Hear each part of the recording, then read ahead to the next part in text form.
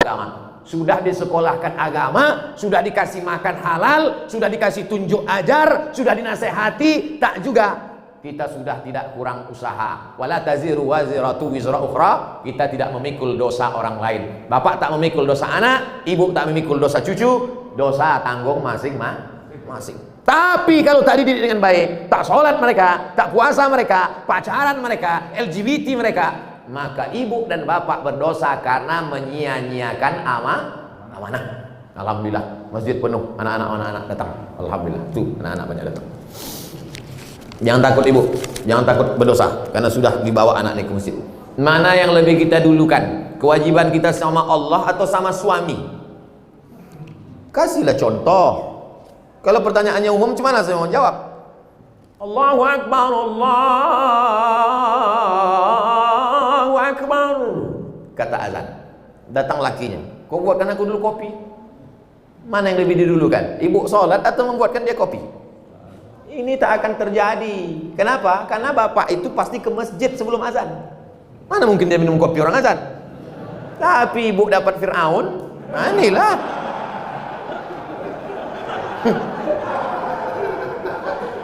Taatlah kepada suami.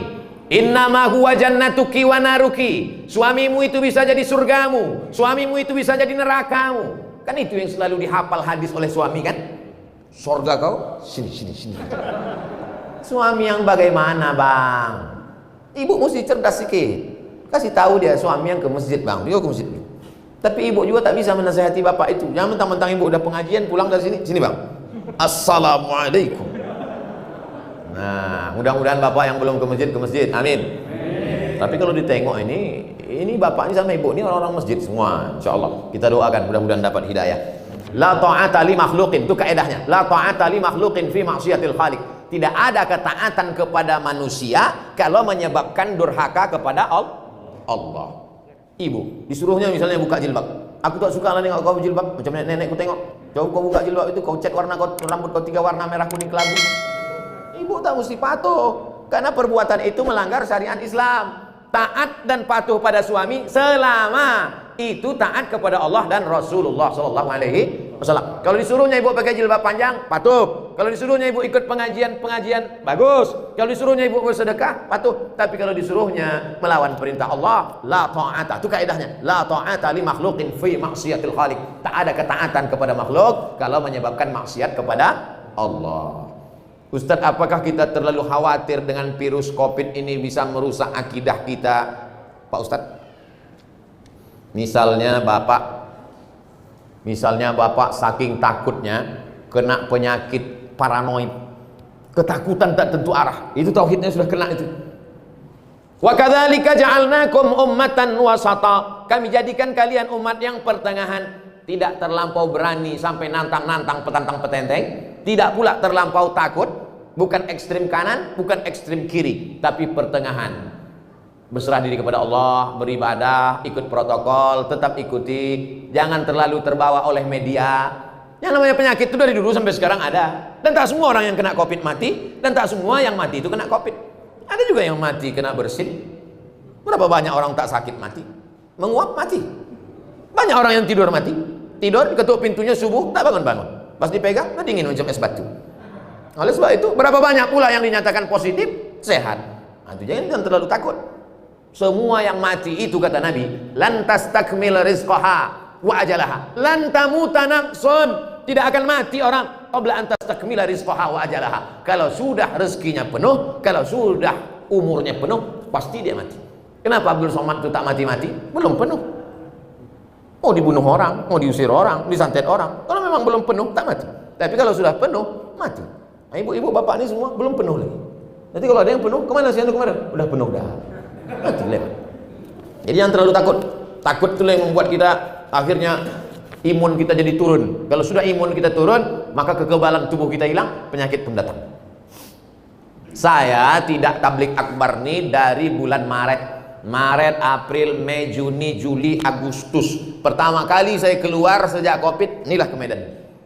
Tapi tetap dengan protokol kesehatan. Nah, saya bawa kan ini biar jangan apa kali COVID itu. Insya Allah anak saya lepas pesantren akan lanjut ke Sudan. Nah, Sudan tempat saya kuliah tuh. Pertanyaan, anak saya wanita, bagaimana situasi dan kondisi Sudan saat ini? Sudan terjadi revolusi peralihan kekuasaan dari Jenderal Omar Bashir setelah 30 tahun, berubah sekarang, dan terjadi kesepakatan antara tentara dan sipil. Setahun dipimpin oleh sipil, lalu kemudian oleh tentara. Terjadi pergolakan politik. Tapi bagi mahasiswa tidak terlalu berefek. Saya di sana bulan 12, 2 kali. Bulan Juli, kemudian bulan 12 saya datang lagi. Anak-anak mahasiswa beberapa dari Sumatera Utara. Saya membawakan bantuan untuk PPI, Persatuan Pelajar Indonesia yang dari Sumatera Utara. Saya bawakan bantuan. Nah, nih. Oh, datanglah dari provinsi lain minta juga. Saya bilang ini duit orang Sumatera Utara. Kalian mintalah ke kabupaten provinsi kalian masing-masing. B, butuh berapa tahun biasanya untuk selesai S1 Pak Ustaz? S1 4 tahun, S2 2 tahun, S3 2 tahun dah bisa sidang. Tapi kalau mau lengkap 3 tahun, lewat dari 3 tahun kena denda. Jadi kalau umurnya berangkat 20 tahun, 4 tahun, 24, 26, 27, 28, 28 pulang dia udah doktor. Tidak macam saya, udah 43 baru doktor. Judulnya akhirnya doktor juga. Tapi jadilah daripada tidak sama sekali. Pesantren anak saya saat ini dapat program beasiswa ke Sudan. Apa saja yang harus kita persiapkan untuk menuju ke situ Pak Ustadz? Bahasa Arabnya supaya dia nanti tak berat membaca kitab. Sekarang banyak kursus-kursus bahasa Arab. Kemudian hafalan Qur'annya supaya nanti kalau ada kewajiban paling tidak 1 juz, 2 juz, 3 juz.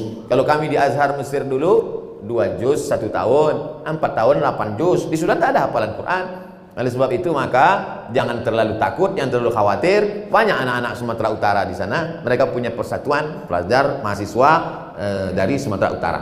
Inilah pertanyaan saya lebih kurang. Terima kasih Pak Ustadz. Saya dulu tahun 1993 habis sholat subuh datang saya ke rumah Ustadz Syekh Jalaluddin Abdul Muthalib, Imam Masjid Raya Medan.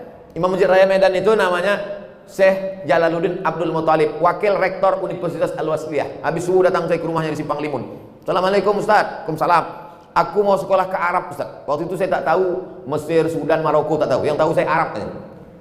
Aku mau ke Arab Ustadz. Senyumlah Ustadz Syekh Jalaluddin. Kau kelas berapa sekarang? Kelas 3 Ustadz. Kau selesaikan dulu aliyah baru kau kesini. Jadi yang mau berangkat itu saya. Makanya banyak kalau jamaah nanya ke saya, Ustadz bisa anak saya kuliah ke Arab? Saya tanya, yang mau nih bapak apa anaknya? Anak saya bos. Kalau saya yang mau. Orang tua saya membebaskan saya, terserah kau. Nah, tapi saya mau waktu itu. Lalu kemudian setelah taman aliyah datanglah saya. Ustadz, aku udah taman aliyah. Ini ijazahnya. Kata Ustadz Jalaluddin Abdul Muthalib, kau bawa ijazah ini ke Jakarta, kau terjemahkan bahasa Arab, kau legalisir ke Departemen Agama, legalisir ke Departemen Luar Negeri, legalisir. Mendengar departemen itu pucat lah. Akhirnya takut saya, tak berani balik saya ke Riau. Kuliah saya di IN. Tapi Allah kasih jalan. Datang pengumuman. Waktu itu belum ada lagi www.google.com. Informasinya masih pakai pos. Jam 12 siang pulang saya kuliah di IN. Datanglah surat pakai pos, dikirim kawan saya dulu satu pesantren di Arafah Medan, Lau Bekri, Deli Serdang. Abdul Halim namanya mengirim. Ikuti tes ke Mesir besok pagi. Suratnya sampai jam 12 siang. Langsunglah saya berangkat naik SDH, Spiro Dolo Holi. Mendaftar ke IAIN. Sampai di IAIN besok pagi, daftar situ. Nama orang yang menerima pendaftaran itu namanya Ustadz. Alah, lupa pula namanya. Ditanyanya, ada keluarga kau di Medan? Ada Pak. Kalau tak ada, di rumah. Karena ditengoknya dari Riau. Ikut tes saya. Yang mengetes ke orang Mesir, besar sorban, hampir sebesar ban Vespa lagi.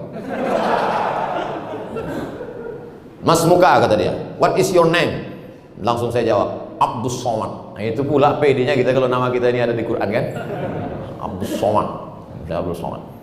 Istamir kata dia, sambung bacaan ayat yang kubaca ini. Innallaha la yastahi an yadriba mathalan ma ba'udatan fama fawqaha. Sambung kata dia. Saya baca. A'udzubillahi minasyaitonir rajim. Bismillahirrahmanirrahim. Innallaha la yastahi an yadriba mathalan ma ba'udatan fama fawqaha. Fa ammal ladzina amanu faya'lamuna annahu al-haqqu min rabbihim wa ammal ladzina kafaru fayaquluna madza arada Allahu bihadza mathala yudhillu bihi katsiran wa yahdi bihi katsiran wa ma yudhillu bihi illa al-fasiqin. Kebetulan yang ditanya itu pas yang selalu saya bawa salat. Macam tahu aja dia itu bekal kita. Akhirnya keluarlah pengumuman 100 anak Indonesia yang lulus beasiswa ke Mesir. Saya baca dari nomor 1 sampai 100, tak ada nama saya. Rupanya karena grogi tak nampak. Baca, ada di situ rupanya Abdul Somad. Berangkatlah dari Jakarta dulu, pelatihan 2 bulan. Saya adik-beradik 2 orang. Anak pertama laki-laki, adik pun laki-laki. Orang tua sayang. Bukan saya ini 12 orang lalu pergi satu, lupa dia. Nah, pergi. Kata mak saya tak sampai hati dia melepas. Tapi ada bang mak saya, buat saya. Kata dia, kalau ada yang melarang kau pergi, harimau mati meninggalkan belang, manusia mati meninggalkan nama. Kau nanti mau meninggalkan nama baik apa nama buruk? Kata dia. Bangkit semangat. Berangkat. Setelah 2 bulan naik pesawat lah dari Cengkareng. Mak, jangan buat kenduri sebelum aku pasti berangkat. Itu saya pesan dari awal. Karena takutnya potong kambing RT RW datang, tahu-tahu tak jadi kan, malu. Sebelum aku yakin berangkat, jangan buat kenduri.